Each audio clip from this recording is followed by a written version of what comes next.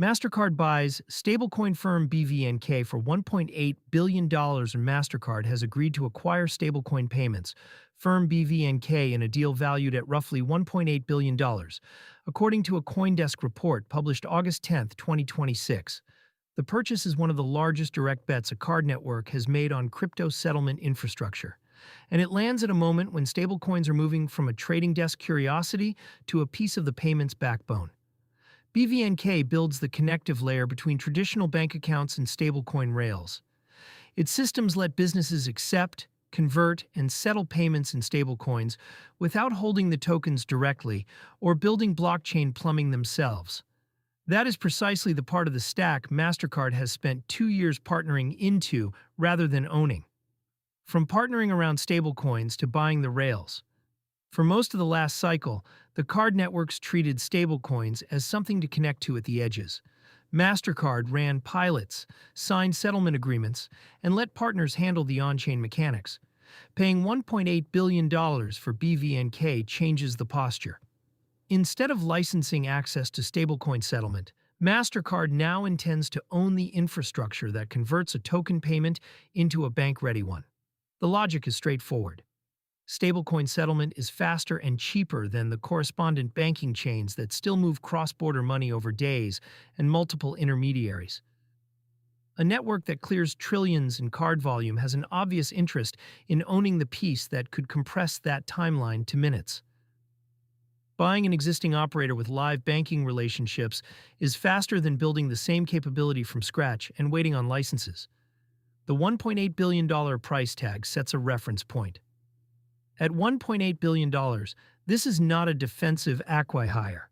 It sits among the larger crypto-adjacent acquisitions by a traditional payments company and signals that Mastercard sees stablecoin settlement as a core capability rather than an experiment to hedge.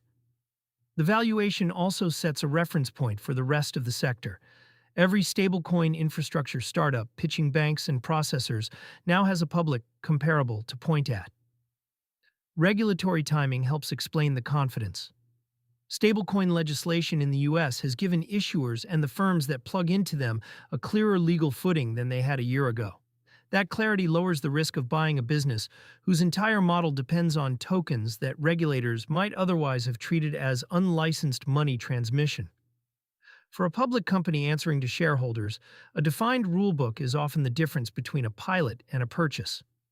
The effect on how money moves, the near-term effect, is behind the scenes. Businesses using Mastercard for cross-border payouts or treasury movement could see stablecoin settlement offered as a native option, rather than a third-party bolt-on. For consumers, the change is mostly invisible. The same card, faster and cheaper clearing underneath. The second-order effect is where it gets interesting for anyone who spends crypto. Stablecoins already sit at the center of a growing share of crypto card products, where balances denominated in USDC or USDT are converted at the point of sale. If a card network owns the settlement layer between those tokens and the banking system, the conversion spread that users pay today, one of the hidden fees baked into every swipe, becomes a margin the network controls end-to-end. That can cut costs, or it can quietly move where the fee is captured. Which way it breaks depends on competition, not goodwill. There is a custody dimension too.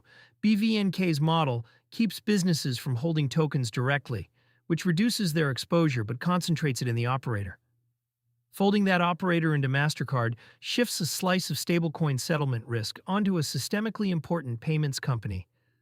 That is reassuring for counterparty stability and worth watching for concentration, since the entire appeal of stablecoin rails was supposed to be fewer intermediaries, not a bigger one. The broader signal Visa and Mastercard have both spent the past 2 years inching toward stablecoins through partnerships. This deal is the clearest statement yet that the incumbents intend to absorb the technology rather than compete against it from the outside. The IMF's first deputy managing director noted this week that local currency stablecoins could paradoxically boost demand for dollar-backed tokens once both run on shared blockchain rails. Mastercard buying its way into that plumbing suggests the largest players in payments have reached the same conclusion and are acting on it with their balance sheets. The market barely blinked on the news itself.